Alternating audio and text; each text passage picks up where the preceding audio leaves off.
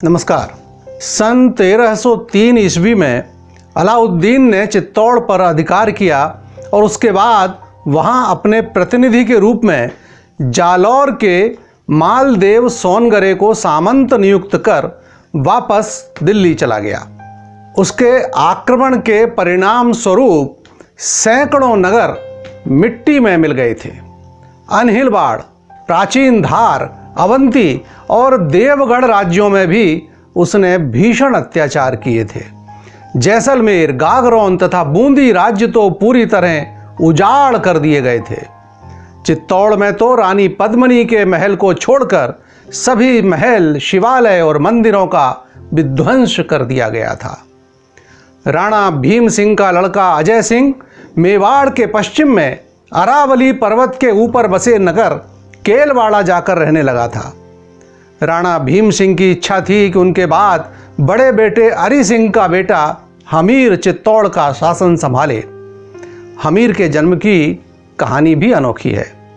एक बार युवराज अरी सिंह शिकार के लिए जंगलों में गए तथा जब एक सुअर का पीछा कर रहे थे तब वह ज्वार के एक घने खेत में छुप गया। युवराज और उनके साथ आए लोगों को समझ नहीं आ रहा था कि खेत में से सुअर को कैसे निकालें। वे शोर मचाकर उसे निकालने की कोशिश कर रहे थे, लेकिन सुअर था कि निकलने का नाम ही नहीं ले रहा था। मचान पर बैठी एक युवती यह नज़ारा देख रही थी।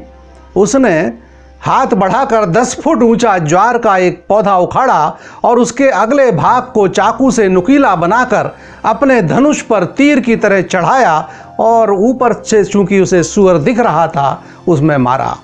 सुअर एक ही बार में मर गया और उसे घसीटकर युवती ने अरी सिंह के सामने लाकर पटक दिया।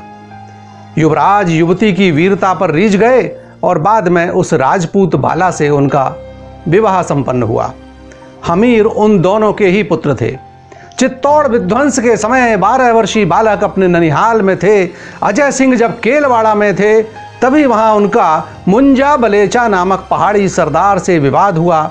उनके दोनों बेटे सुजान सिंह और अजीम सिंह तो कुछ मदद नहीं कर पाए, किंतु समाचार पाकर हमीर ने मुंजा को मारकर अजय सिंह का सरदर्द मिटाया। कुछ तो पिता की इच्छा का स्मरण और कुछ हमीर की वीरता। अजय सिंह ने हमीर का मुख चूमकर उसी समय उनके ललाट पर राज तिलक कर दिया। यह दृश्य देखकर उनके बेटे सुजान सिंह का मन दुखी हो गया और वह दक्षिण को चले गए। यही सुजान सिंह थे छत्रपति शिवाजी महाराज के आदि पूर्वज। हमीर को मेवाड़ का भार सौंपा गया। हाथ में कुछ नहीं, चारों तरफ शत्रुओं का साम्राज्य। लेकिन इस चुनौती का जिस तरह हमीर ने सामना किया उसके लिए हर देशभक्त भारतवासी को उनका नाम स्मरण रखना चाहिए। साहसी और शूरवीर हमीर जानते थे कि जिस मालदेव को अलाउद्दीन चित्तौड़ सौंप कर गया है उसके पास दिल्ली की सेना भी है। अतः उन्होंने पहले शक्ति संचय करना तय किया और सबसे पहले मुंजा बलेचा के राज्य पर ही कब्जा किया और उसके पहाड़ी किले सालियों पर अधिकार जमाया। छोटे छोटे स्थानों पर हमले कर थोड़ी बहुत शक्ति पाने के बाद उस नौजवान ने एक ऐसा साहसिक और चतुराई भरा निर्णय लिया जिसे जानकर बड़े बड़े चतुर सेनापति भी दांतों तले उंगली दबा सकते हैं। हमीर ने घोषणा करवा दी सार्वजनिक रूप से कि जो लोग उन्हें अपना राणा मानते हैं वे सभी अरावली पर्वत के पश्चिमी भाग में आ जाएं।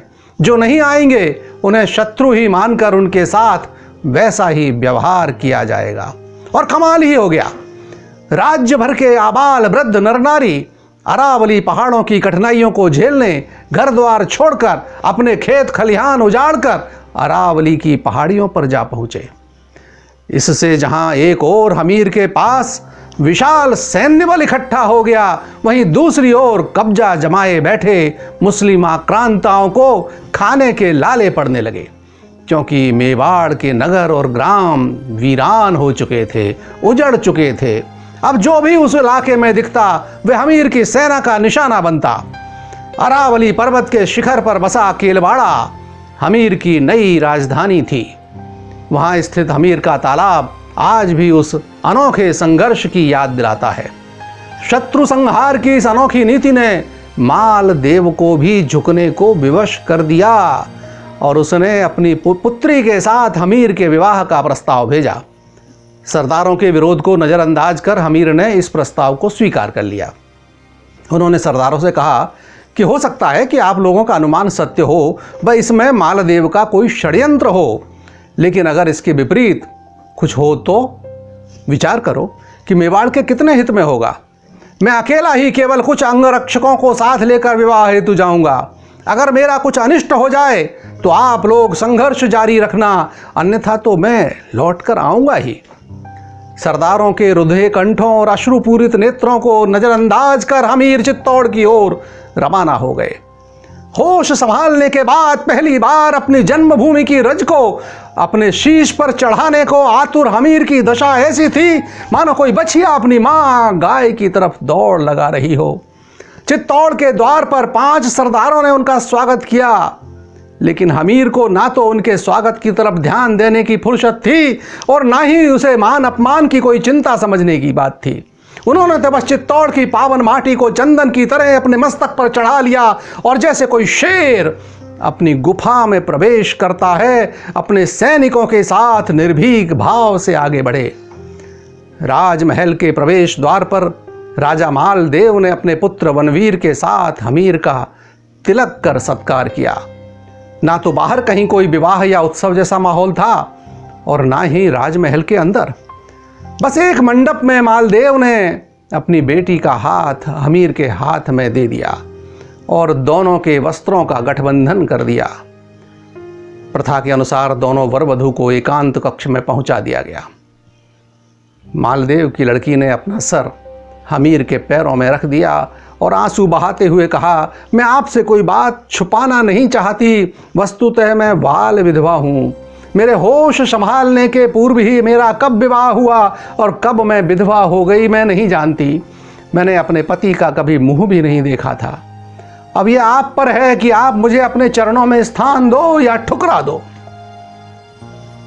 हमीर को एक क्षण तो अनुभव हुआ कि राजा मालदेव ने अपनी विधवा बेटी के साथ उनका विवाह करके उनका अपमान किया है, किंतु जब उनका ध्यान नव परिणीता के आंसुओं की तरफ गया तो उनका मन करुणा से भर गया। हमीर ने उनसे कहा कि तुम अब मेरी पत्नी हो, किसी प्रकार की चिंता मत करो, मेरा लक्ष्य बस एक ही है, चित्तौड़ की स्वतंत्रता। नववधू का मुखमंडल प्रसन्नता से खिल उठा। उसने कहा, मैं प्राणपण से आपका साथ दूंगी। मेरा आग्रह है कि विदा के समय दहेज में आप मेरे पिता के जलधर नामक सरदार को मांग लें, वही उनकी वास्तविक शक्ति है। राणा हमीर ने ऐसा ही किया और अपनी पत्नी के साथ वापस केलवाड़ा लौटे। कुछ समय बाद रानी ने एक पुत्र को जन्म दिया जिनका नाम रखा गया क्षेत्र सिंह।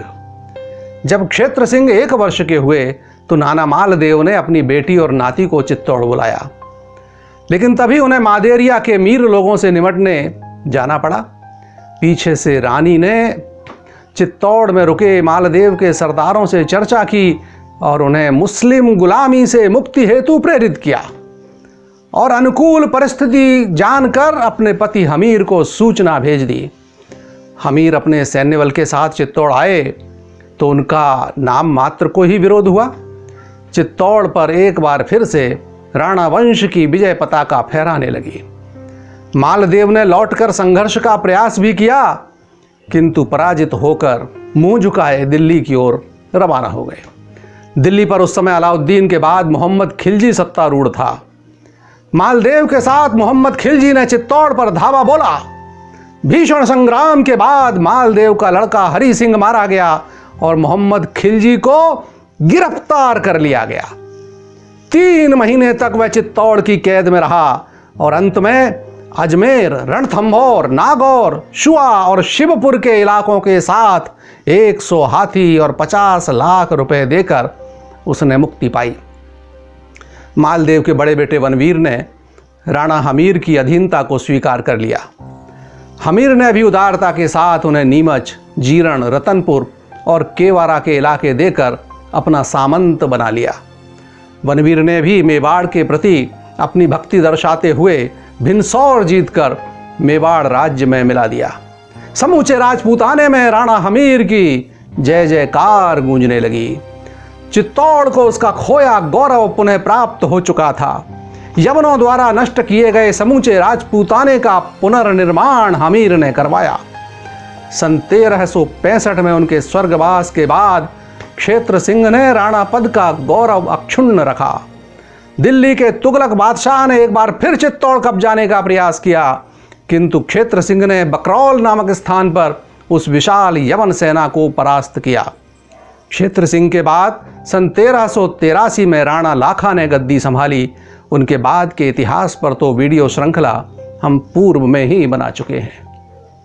कैसा लगा आज का यह प्रयास?